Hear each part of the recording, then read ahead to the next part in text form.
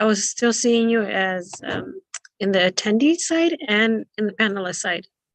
That's why I wasn't sure. Yeah, I was seeing myself as the attendee side, but yet it said I could promote, but then it said the host wants you to unmute. And I was like, I don't want to unmute. Why am I in trouble? Okay. What's going on? Okay, we got it. Thank you. Thank you.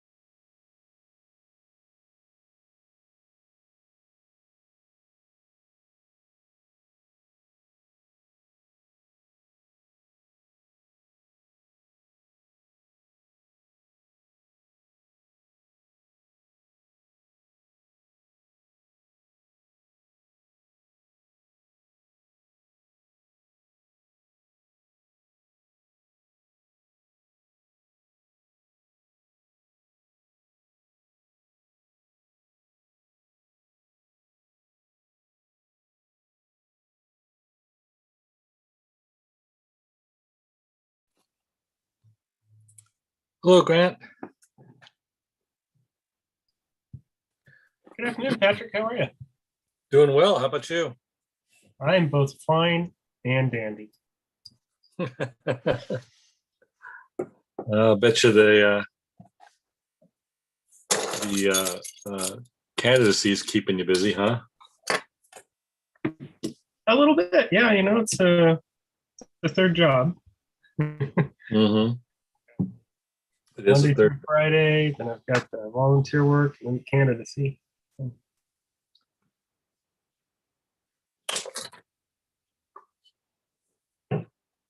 To be young and have unlimited energy.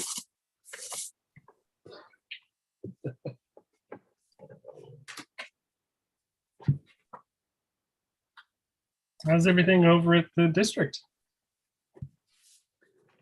Oh, we're not doing too bad. I have a few good updates today for everybody. For the most part, it's all been pretty positive.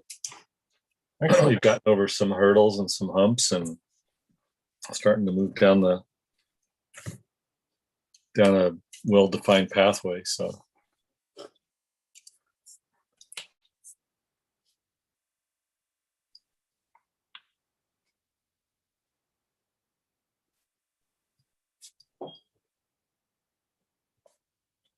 Looks like Marty's over in the public. He is, because she's calling in. Oh, Hi, Grant, by the way. So she's just able to mute and unmute herself. I can't move her over as the actual panelist. okay. And just so everybody knows, Rosie and I are experiencing a little bit of trouble with Zoom. It seems to be giving us error messages when we're trying to do things, but then it worked. So we're hoping we're able to have a good meeting.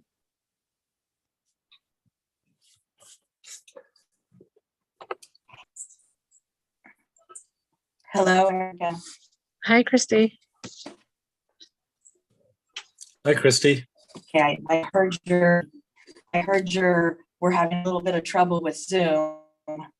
I'm at a conference, so I snuck into an empty room, so it is echoing.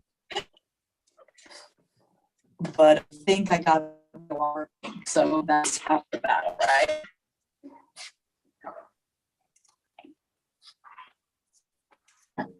Yeah, I'm not sure if it's Zoom for us or if it's our internet here, but both Rosie and I are experiencing some random error messages that we've never gotten before.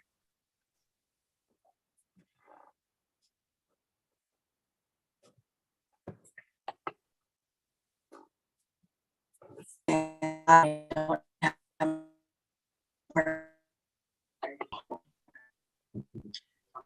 Christy, you're breaking up. We didn't catch that.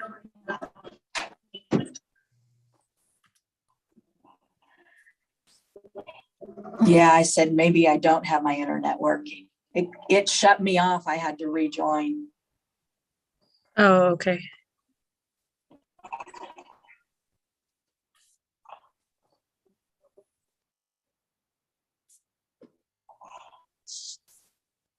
Can you hear me now?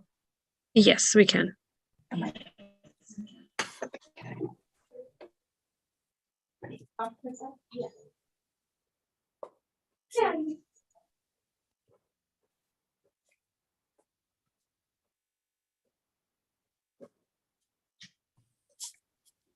Okay, it did it again.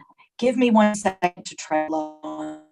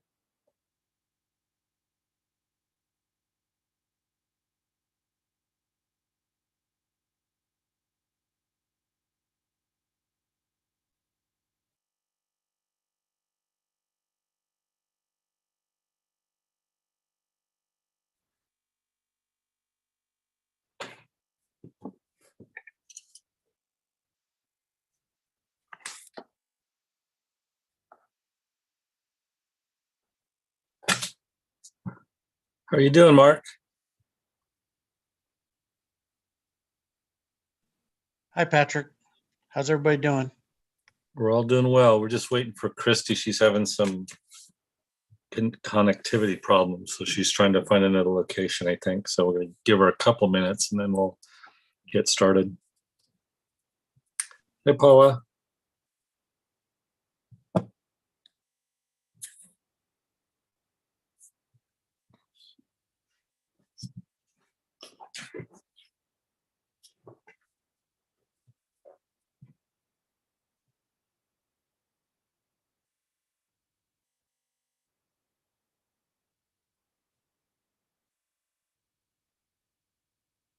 I think you're on mute, Paula.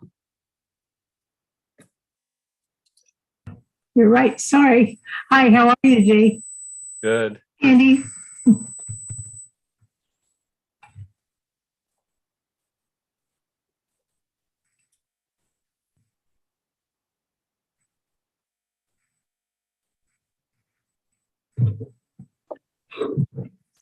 Hey, I'm trying to move Christy over. The Zoom is not allowing me to, so let's see here. Give you the same error. I just got the same error message as well, Rosie.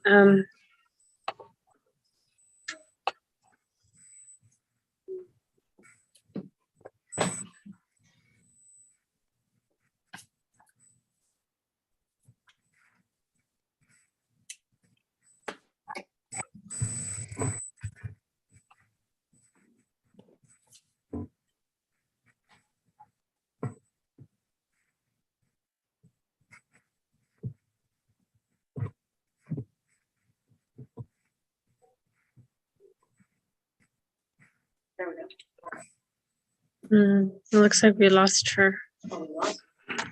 Oh wait, there she is.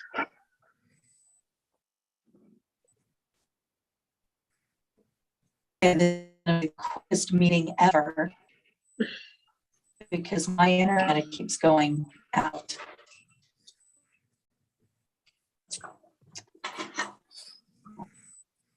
Call the meeting to order. Do we have a quorum? Erica? We do. Okay. So meeting called to order. You want to take roll call? Her. Christy Cromings. Present. Yes. Grant Leonard. Hello, present.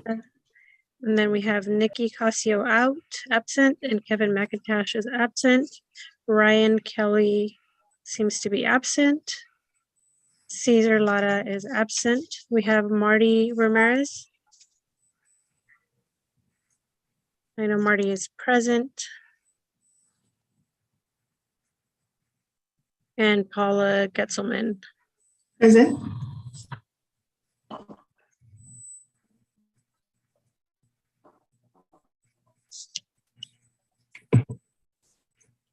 And public comment on topics that are not on the agenda.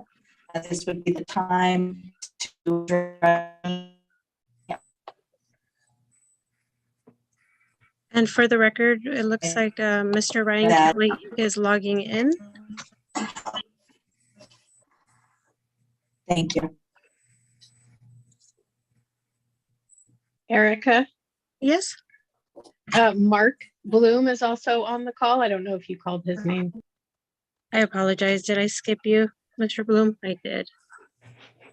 Here. Thank you, Mandy. Again, my apologies for the late start.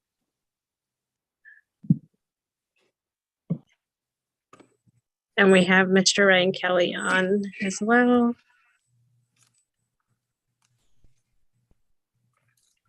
Do we have any public comment? No public comment. Okay, moving on, we want to welcome new member Ryan Kelly from the Farm Bureau. Welcome, Ryan. Thank you very much. I appreciate it. I'm in the car right now.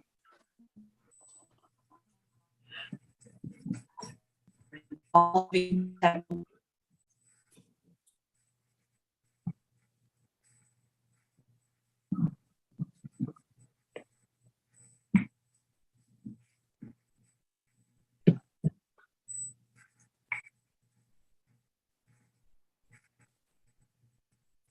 I think Christy, you dropped off. Yes. Yeah, my internet keeps restarting me, so I apologize for the pause, but it's restarting, so we'll just keep going. Minutes, is there any public comment on minutes from October 28th, 2021? No public comment. Seeing the committee comments or discussion on the item? Mhm. If there's none, I'll entertain a motion to approve. So moved. Second.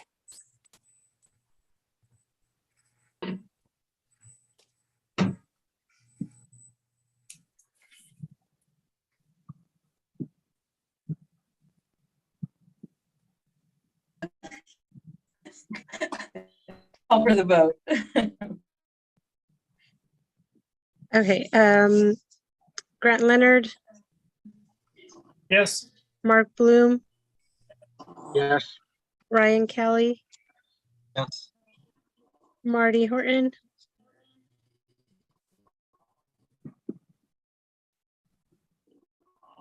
Marty, you're muted. And then Paula Getzelman. Yes.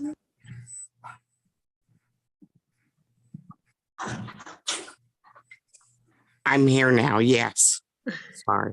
It's okay, motion carries. Thank you. And now we have an agency update from our general manager, Patrick Matthews. Thank you. Welcome, everybody. Happy New Year. I know it's a little late, but the agency's been very busy, so I'll try to go through the highlights of what's occurred since our last meeting.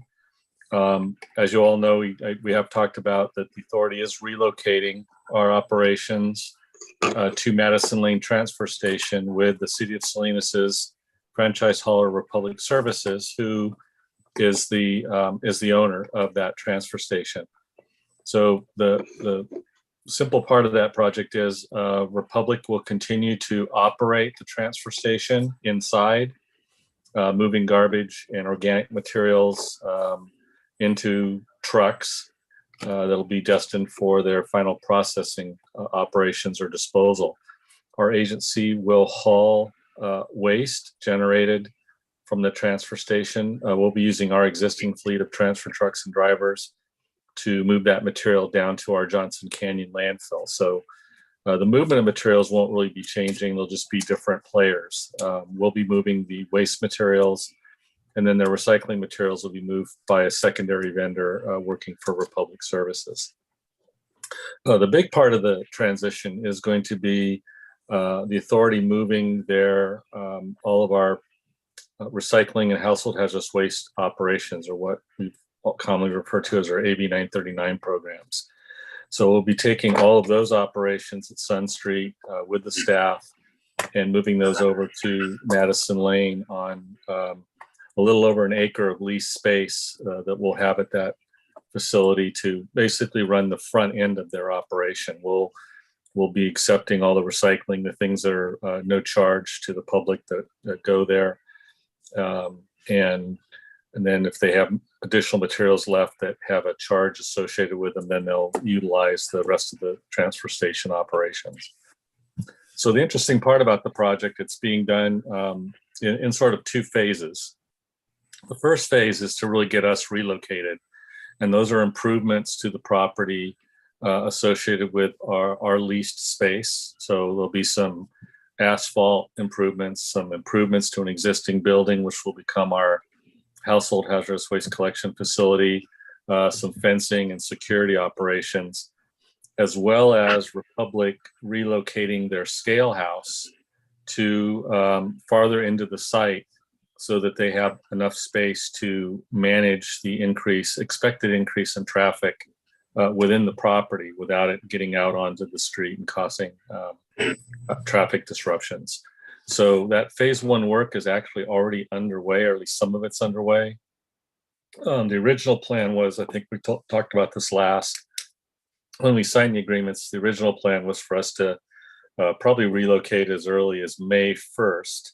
But due to issues with design, building, even materials, there's some things we were told about in the last couple of days related to the household hazardous waste facility that probably are 9 to 12 months out, mostly because of the supply chain issues that we're all dealing with right now.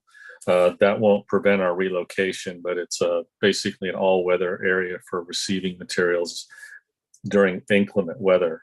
We think we could work around that for a season if we have to, but we are seeing some delays.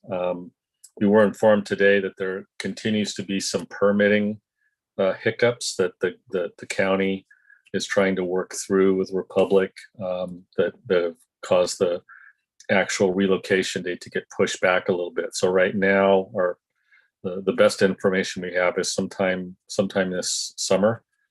And it really is all going to be dependent on permitting issues at the county that are going to have to be addressed before they can get all of their work completed and make the space available to us. So we'll keep you abreast of that, but it is moving forward. It just, as usual, we're running into multiple issues that all seem to be happening at the same time. COVID, supply chain related issues, pricing, whole bunch of things that are really just sort of collectively impacting the timelines a little bit. We do have a public meeting scheduled for May 31st. That's next Thursday. You'll see that on the screen right now.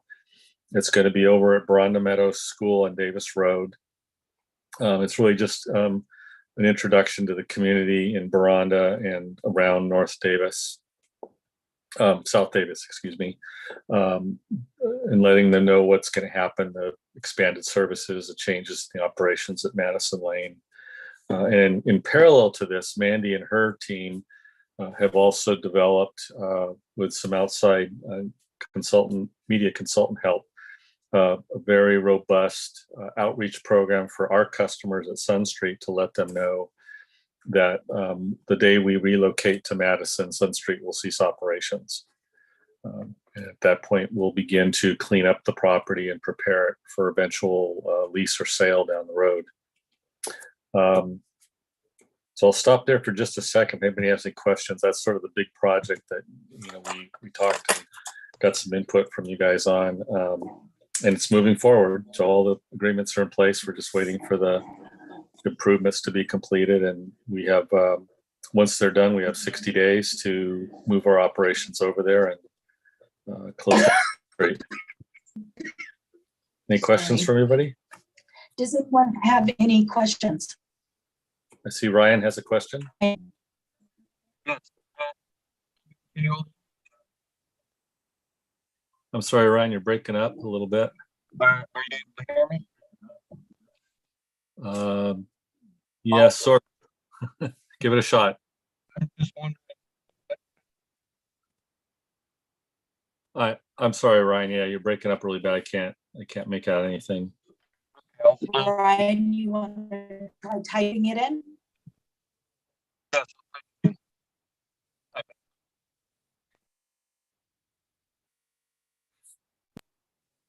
Okay, well, we can come back to you when you get in a better cell reception location. So I'll just keep moving on. Anybody else have any other questions? Okay. Yeah, Grant Leonard here. I raised my hand. Grant has a question. Yeah, so when last we met, we talked about a few things, providing notice to everybody ahead of time about the transfer, and then maybe doing some signage. And also at the time we were concerned about, or there were concerns about more dumping happening and the rates. And I'm just wondering, what happened to all that in terms of notifying people, signs, and are we still concerned there might be increased dumping while we transition? Well, we're always concerned about that. I mean, we're going to take some precautions at both ends. We have a pretty elaborate security camera system at the transfer station. We'll probably repurpose some of those cameras towards the cul-de-sac and the back entrance, places where we know people will likely try to illegally dump adjacent to the public roadway. So we're going to beef that up along with additional signage, alerting people that illegal dumping is wrong and you can be prosecuted, and that the area is under surveillance. So hopefully, at least around the old transfer station site at Sun Street, we've got some plans to try to really reduce that as much as possible. We also have talked with Republic Services, and they plan on adding additional staff and resources to community litter abatement and cleanup. So they're going to add additional permanent committed staff, and particularly at the beginning, to make sure that they're patrolling the primary access in and out of the property. And of course, cleaning up any potential illegal dumping that may go on around that neighborhood. So they're going to take the lead on that side of it, and we're going to work on the Sun Street side to make sure customers that didn't get the information and decide they want to do something inappropriate, there'll be both instructional video or instructional signs telling them where to go to get rid of their materials, as well as warning signs against illegal dumping, along with additional surveillance. So that's how we're going to deal with the dumping on the properties. Of course, the community meeting with Baranda and adjacent neighborhoods is one of our highest priorities, to make sure they're aware of what's coming, and have an opportunity to voice their opinions and concerns, and make sure they understand what's going to be transpiring in the next few months. And then we have, again, a fairly elaborate outreach plan Mostly will not kick in until we get the 60-day notice. So this is really an outreach plan. We've got some general signs that we may be closing, and we're telling customers when they show up, that the station may be closing soon. But once we have a date certain, that's when we get the 60-day notice from Republic. Then we have a very significant phased-in program that starts with notifying people, the date that it's going to happen, and doing a lot of advance work. We may have signs that we'll have probably an electronic bulletin board at the site we'll rent to pass on that message. We're probably going to have a couple of customer appreciation days where we maybe bring in a taco vendor or something and do something nice for our customers towards the end.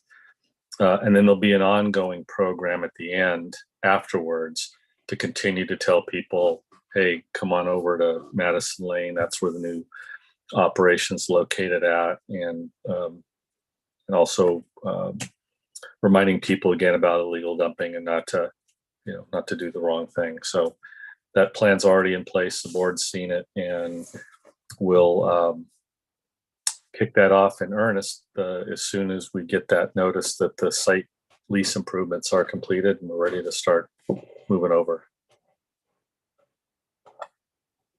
So it's about a 90-day plan. I'm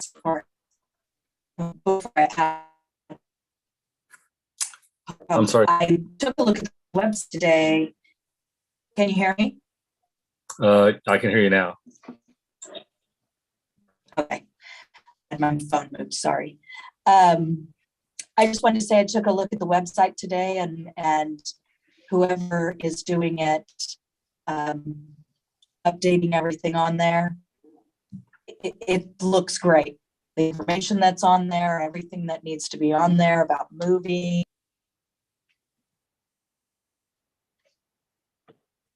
Great. Well, you can thank Mandy and her staff. They've been staying on top of this, and even went out. One of her staff went out today and went around to some of the community business Yes.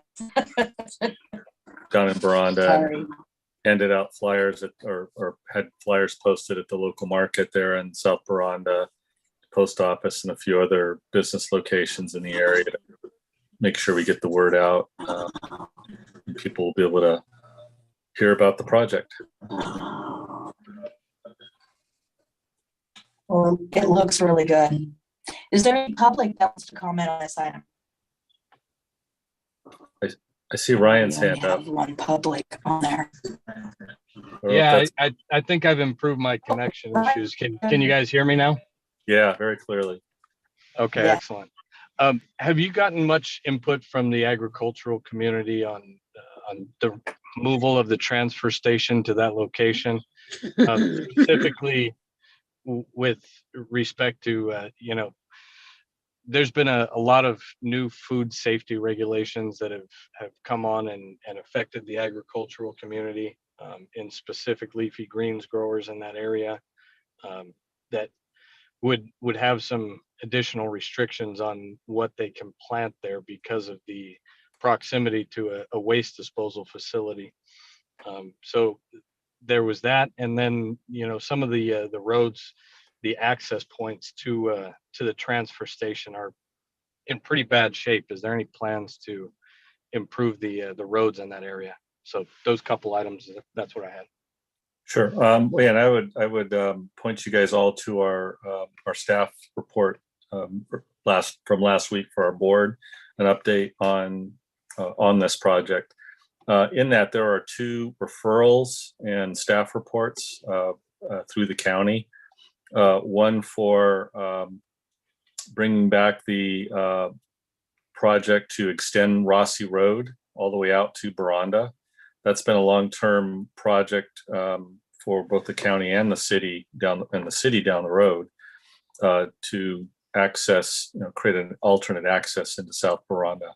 And so the county is reviving that project and trying to move that forward through process. So there's some updated information there from the county's referral, and there's ongoing work happening now at the county planning RMA side to do that. There's also some issues out there with parking especially illegal parking on Madison Lane. There's also been a referral to code enforcement to go out there and begin working with the businesses to make sure the other businesses have adequate parking on site so that their employees aren't illegally parking on Madison Lane. So they're trying to address some of the traffic problems on Madison Lane itself, as well as looking at a possible change in the intersection between where Baranda and Calle de Adobe come together. There's sort of a blind three-way section there that doesn't have adequate safety on it. So they're looking at possible added additions of stop signs and things for the southbound traffic on Baranda. So the county's very aware of some of the issues that they have to bring forward and address as part of supporting the project. So that's happening concurrently with the other work. But Thank no, we you. haven't heard anything back you've heard nothing from the ag community. I mean, that transfer station's been there since the late 70s, early 80s. And at one point it was the only transfer station until early 2000s when the authority built Sun Street. So yeah, there's been no input at this point that I'm aware of from the ag community. Okay, thank you. All right, do we have any other questions?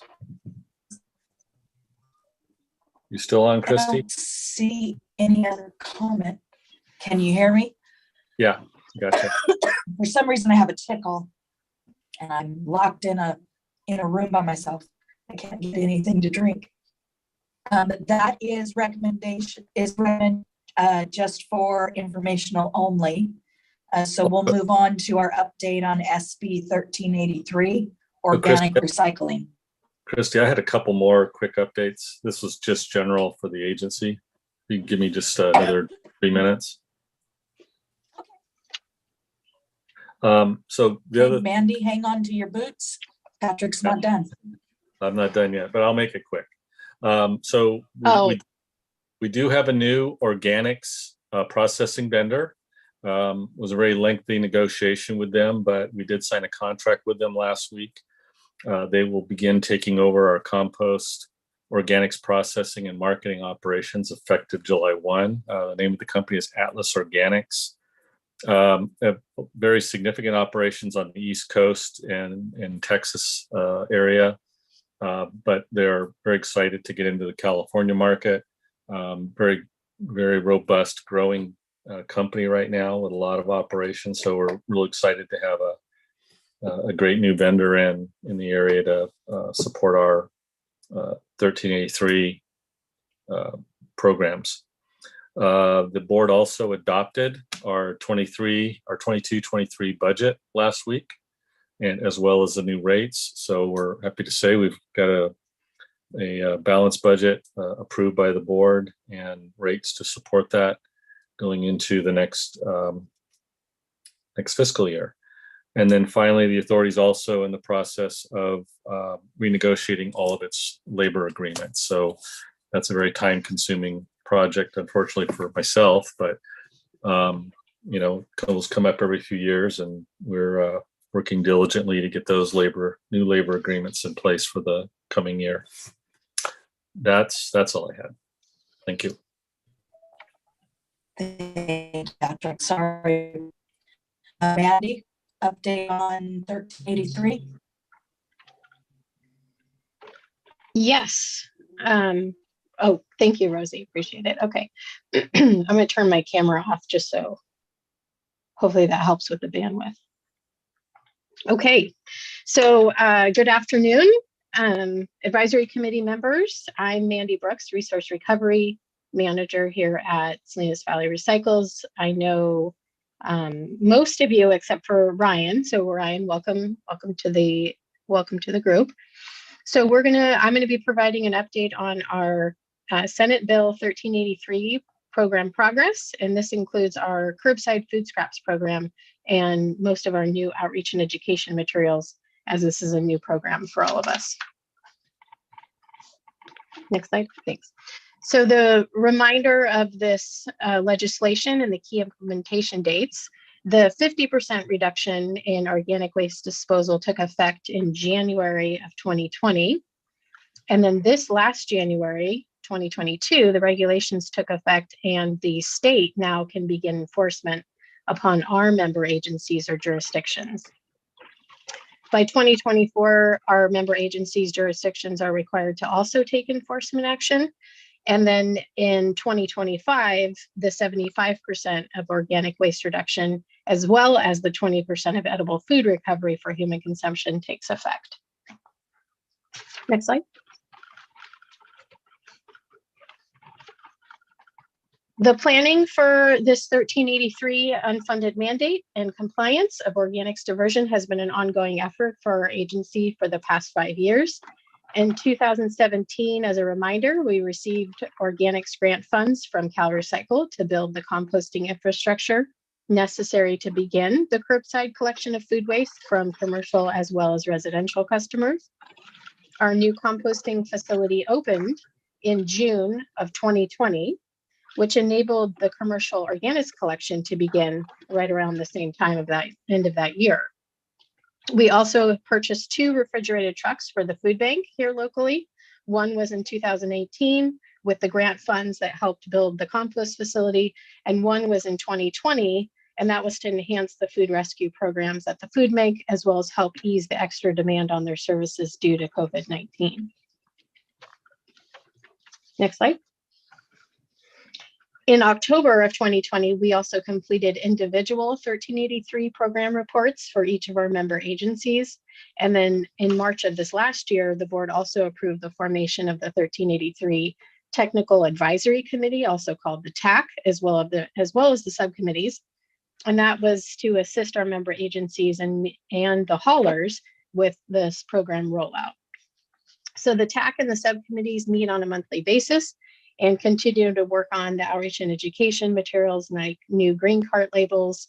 We're developing and expanding the edible food recovery programs. The jurisdictions have procurement requirements for purchasing compost and mulch, as well as enforcement and monitoring of the programs. Next slide. Our pilot food waste collection program started at the end of 2020. The program was rolled out to customers like restaurants and markets, small grocery stores, and that was happening in our South County areas. So the 3 South County cities, as well as King City. At that time in 2020, we had about 173 food waste customers for the entire service area. And thanks to the coordinated outreach efforts with our staff, as well as the hauler staff, as of January this year, there are a total of 261 food waste customers in the Salinas Valley, which is a 50% increase over the previous year. So that's great. Next slide. Our staff has also completed a new recycling and food scraps brochure that highlights all of the mandates. There are several of them that businesses and multifamily complexes will need to be in compliance with. Next slide. This is just page 2 of that brochure, and it was designed to be able to use as a poster for putting up over recycling stations or recycling areas in businesses and schools. Next slide. So in addition to the commercial food scraps program, we're also working with to implement food scrap and food recovery programs at schools. There are over 21 school districts or over 117 schools in our service area. And we are currently working with Greenfield School District as well as LSL Union School District in Salinas. Next slide. We've also created school training videos, which are all posted on our website and YouTube channel. The student training videos focus on how to separate a student's food waste during breakfast and lunch to prevent contamination. And most of the videos are geared towards elementary students. Several of the videos, though, are actually feature students, so it's peer-to-peer training. We will also look at creating some videos for high schools, and then we also have a janitorial training on how they can help with the program implementation. So as I mentioned, 1383 requires commercial food generators to donate edible food. So our countywide edible food recovery TAC, or Technical Advisory Committee, completed a food pantry survey and an edible food recovery capacity planning assessment report. And we will be moving forward with the recommendations of that planning assessment report to establish a program for food pantries or other feeding organizations to apply for funds from Salinas Valley Recycles to increase their capacity or infrastructure needs to be able to accept more recovered edible food, like refrigeration or staffing or shelving, kind of basic needs. This TAC subcommittee will also be working on a county-wide app to help identify the local edible food recovery network, which will be needed to encourage edible food generators to donate to organizations that are accepting specific types of food. Next slide. So 1383 is not just about implementing or launching a new program or service. We are attempting to change behavior. So combining psychology and social marketing help create sustainable behavior change, which leads to more successful programs. We are well into our community-based social marketing pilot testing program, which is currently happening in 4 neighborhoods in Soledad. And we will have the results of that testing in April. Next slide. So at the beginning of this last year, all residents countywide could utilize their green carts, or what we would have referred to as yard waste carts, for the new food scrap collection program. This was a soft launch of the program, which was coordinated with our member agencies along with the Marina landfill. We put out a joint press release. It was distributed the first week of January to our local media outlets. We also posted this information on our social media and on our website. But the full launch of the residential program is going to kick off in April, right around Earth Day.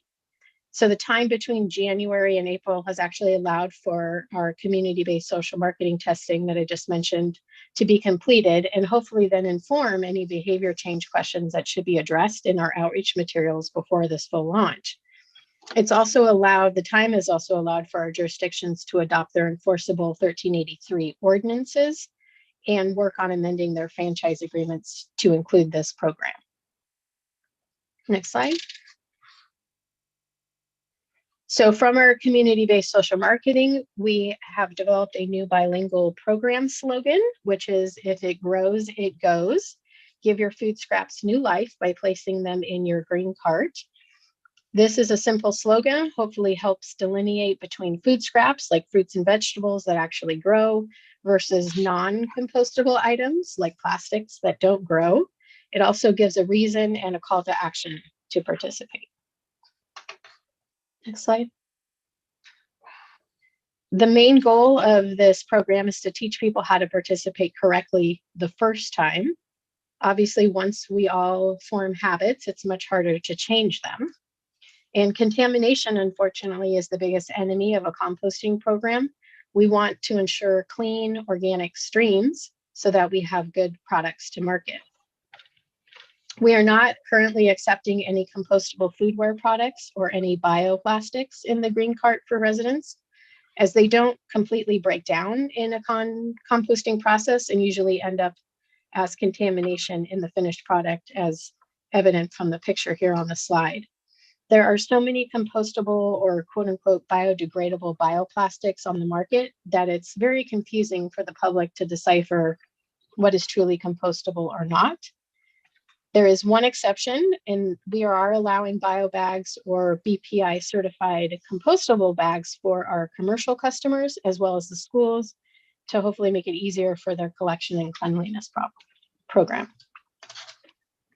Next slide. So as Chrissy already mentioned, this is our food scraps website, and it's dedicated to just the food scraps program. It has links to all of the outreach materials that I've shown you here.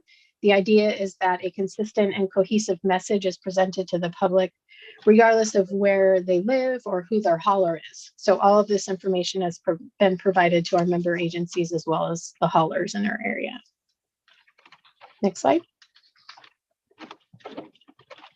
10,000 kitchen pails were ordered and delivered to each of our cities and the county for distribution. And you'll see on the kitchen pail, the hot stamp, the QR code is linked directly to that new food scrap page I just mentioned, as well as the pickup locations are listed on the website to get your free kitchen pail if you are interested in one. I was going to bring them to the meeting, and then I realized today that we're not meeting in person. So if you're interested in a kitchen pail, please let me know, and I can also get you one. Next slide. I want one. Who said that? It's Christy. Oh, Christy, yes, we will definitely get you a kitchen pail, not a problem. I've been trying to figure out how to get one. They should be at City Hall for Yeah, sign-up. yeah, I think they've given them all out. Oh, okay. Well, we'll definitely get you one. We also developed this trifold bilingual brochure, which was based on our community-based social marketing research. And this lets residents know how to participate in this new program. It includes how to collect your food scraps in the kitchen. If you want to use that kitchen pail, what goes in, what doesn't go in the green cart, essentially, if it grows, it goes. For example, we're not accepting any plastic bags, nor can we accept any raw meats in the program. Next slide. We have also added our new slogan to our section of the Highway 101 billboard, and this is heading south towards Soledad. Though the burger does look pretty good. These are our media consultant print ads and social media. They've been very busy creating this content for us to kick off the April program launch. Again, all of these materials are available for our cities, the county, and the haulers to use. Next slide. We continue to host free composting workshops along with a new recycled art craft activity. Our next composting workshop is actually this Saturday, March 26th, and it's located here at our garden at our Sun Street transfer station. Next slide. So next steps, we're currently working on finalizing all the materials, like I had mentioned, for the Earth Day program launch, which also incorporates the community-based social marketing testing. We're assisting King City as well as the 3 South County cities with their franchise agreement amendments. And we continue to work with the haulers and jurisdiction staff on implementing individual outreach and education plans as they're required by their franchise agreements.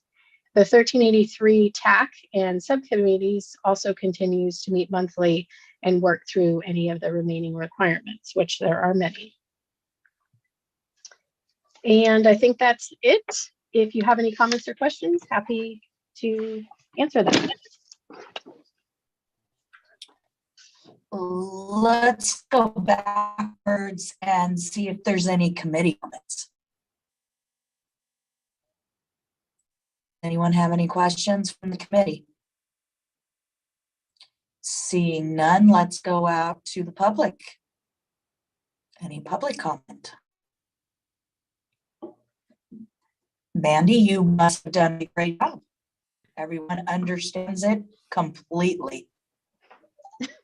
All right. Thank you so much for the presentation. You're welcome. Grant Thank you. has a question. Yeah, quick question, Andy. And I Go think ahead, Grant. it's probably an obvious answer here, but why no raw meats? Why does everything have to be cooked? Per our permit, we're not allowed to accept raw meats because we're also not permitted as a renderer with the California Food and Drug Administration, or I think it's administration. So also raw meats is a big vector odor issue, and if not handled immediately and properly can turn into a bigger problem than what people might think it might be. So main reason is we're not permitted to accept any of the raw meats because we're not a permitted renderer. Does that answer your question? It does, thank you. You're welcome. Christy, I had one. Paula, you one had a question? closing- Okay, Patrick. Paula? Yes, thank you. I just wanted to say, Mandy, just looking at the brochures and all the pieces that have been produced, I think you and your team have done an admirable job in getting information out there. It looks interesting, it looks cheerful, it looks colorful, and I think instead of just having something that people are just going to toss in the garbage, I think they'll actually read it. It really looks good. Thank you so much for everything you've done. Thank you, Paula. I'll pass that along to the team. There's many of us working on this, so we appreciate that. Yeah, I ditto that. Patrick, you had some final comments? Yeah, just sort of a closing comment. So one of the things we're going to ask of the advisory committee, as Mandy said, our full rollout of the public education program for 1383 is going to start on Earth Day in that week. So when we come together next, your assignment is to pay really close attention to whatever you see, wherever you see it, and just give us feedback. I think that's going to be really helpful for us to hear how you're seeing our advertising, our outreach, and our efforts, how you're seeing that in the community, where you're seeing it, if it looks effective to you, is it frequent enough? So just those kinds of things, if you could keep those in mind as we go into April and you start to see this program and the obligations of the community to really start to jump out at you. And we'll talk a lot about that when we come back together in a couple of months. Well, we're certainly good at that, Patrick. telling you what we think, right? No, Paula, did you have a final comment? Yes, I did. Actually, I had a question. Mandy, you're familiar with our rural areas.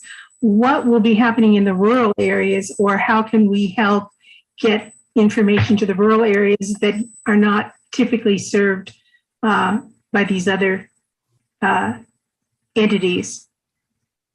Yes, that's a great question, Paula. And I probably should have prefaced everything with, this doesn't necessarily change what you're doing at home. If you're already home composting, we're not asking people to change their behavior in doing that. So if any of you all are already, taking your food scraps and have a worm bin or have your own home backyard compost, you can still continue to do that, because I know a lot of folks in the rural communities do their own home composting. So we want to continue to encourage that behavior. This is for anyone who, doesn't maybe have a home compost bin or thinks there's like an ick factor to that and would rather just put it in their green cart or their previous yard waste cart, then they can do that. And then for the rural communities, I know some people don't have yard waste carts. I know some people do, some people don't. So if anyone is having issues with reaching out to Waste Management to get a green cart, they can let me know or give them my contact information, and I'll set them up with the right person to get their service levels changed or get a cart added or whatever the case may be. And that's the case for any of you all who are on the TAC. If you don't have a green card at home, let me know and I'll get you hooked up with the people that can help make that happen. One of the big issues that we have, one of the best ways to reach people is through the schools. So is San Antonio on your school list? They sure are. They're a star school, so they're definitely on the list. Good. Okay. Well, then that'll help a lot. And my one of our staff, Gia, was just telling me that she was down at Alone at the Mission implementing food waste collection just down the street from you, Paula. So yes, absolutely. Yes, we're out there. It just might take us a little bit longer to get there, but we'll get there for sure. Well, anything we can do to help in the rural areas, let us know. Thank you. I appreciate it. Thank you, Mandy.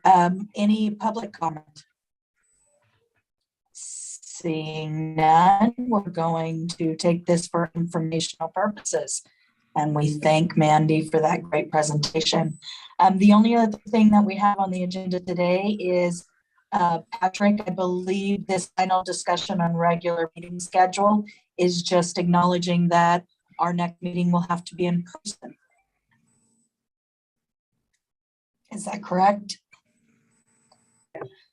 Patrick, you're on mute. Right. Patrick? Yeah, we will have to go back to live meetings effective April 1st, unless the governor extends the provision. So, having said that, we may want to rediscuss scheduling. So I know, Erica, you had some input on this based on feedback from some of the advisory committee members that this date and time, or this time and this day of the month, may not work for everybody. Well, in the past, when they were in person, I know 3 o'clock is a little bit more difficult for people Oh, yeah. to make it out to our office. We used to hold them at 5, I believe, just to give people a little bit more time. And it would be more of an evening meeting. However, it is up to the committee if they want to push the meetings a little bit further out in the day, or if this time still works. What I can do is I can send out a doodle poll to everybody, and to keep it at the same time, or to maybe push it off to 4 or 5, depending on, I know some of you guys have to travel. So that way we can figure out a future calendar. We do meet every other month. So that it just depends on what you guys want to do. Grant, go ahead. I was just going to say, I think do that. Send out a doodle poll. Go ahead, Grant. well, thank you. So I work for the city of Monterey, and we just approved remote meetings through April. And I also serve on other committees like Transportation Agency for Monterey Counties, Bike and Ped Committee, and they're meeting April 6th remotely. So I Are guess they I'm getting different opinions on whether or not you can keep meeting remotely or not. Are they Brown Act committees? They are, yes. They are, because as far as we know, our legal counsel indicated that is, we can only use AB 361, which allows the remote meetings to be, as long as there's a state of emergency, which expires on the 31st of this month. So otherwise, we would have to publish the address where you guys are located at, and it would have to be subject for the public to attend the meetings at your location as well. So in the agenda, we would just have to publish where you would be located at, and then make it accessible to the public, and then you can remote in. All you have to do is, Well, and I kind of, sorry, Patrick, go ahead. I'm just gonna make a joke. So all you have to do is you have to provide milk and cookies and a space on your couch. Right. Yeah, so I don't have a problem meeting in person. I do that for several of the committees I'm on here in North County. I was just raising the point that I'm getting different agencies having different interpretations of whether or not they can keep meeting in person. So That's interesting. Yeah, I'll follow up with legal counsel.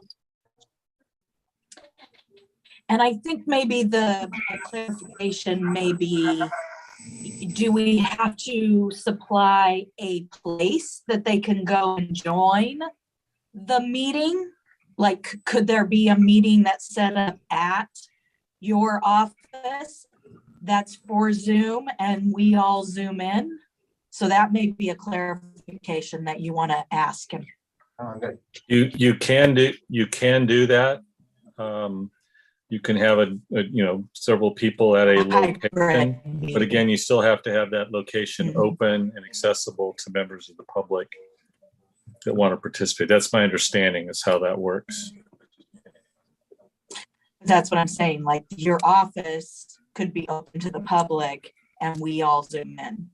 And the only reason that I'm in Salinas, it's still for me, but some of you are coming from South County, so just trying to make it accessible for everyone as early in the day as possible so people can go on with their day. Well, but anyway, a doodle poll. Go ahead. Oh, go ahead. I was going to say, Erica will do a doodle poll for available dates. Perfect. And I was going to add that we do want to have one meeting at the landfill for a tour.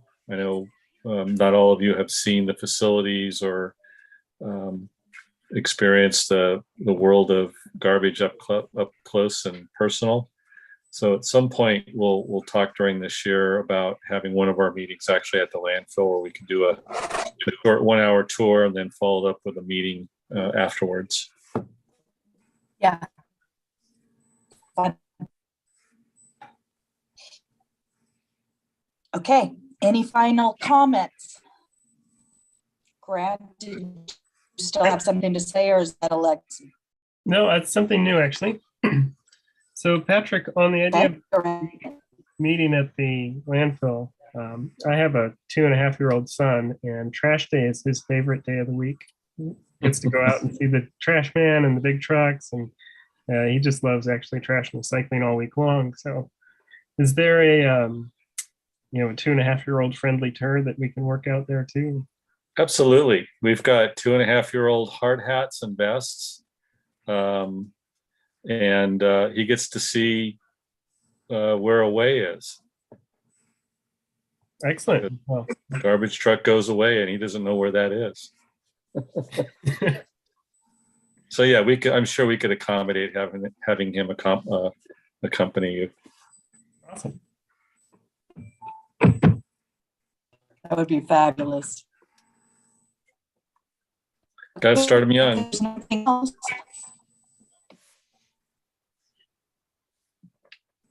Then everybody joins. All right. Thank you, everybody. We appreciate it. Thank you. Take care. Thank you. Thank Thank you. you. Bye.